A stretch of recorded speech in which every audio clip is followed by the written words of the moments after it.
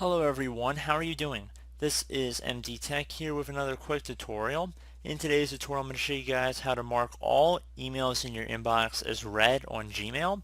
So this should hopefully be a pretty quick tutorial, and without further ado, let's jump right into it. So in my case I only have 6 or 7 emails listed here, but you guys might have hundreds if not thousands of emails. This tutorial will apply for you guys. So we're going to jump into it.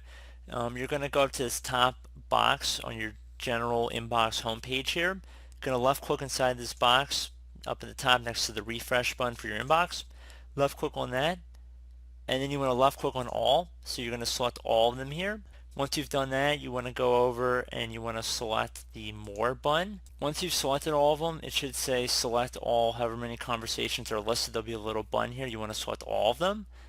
So there's a little hyperlink, you want to select all, and then you want to go up to the more area here, the more button, left click on it, and then left click on mark as read, and that'll mark all of them as read. So again, it will look a little differently if you have thousands of pages, but you just want to select the button that'll ask if you want to select all of them.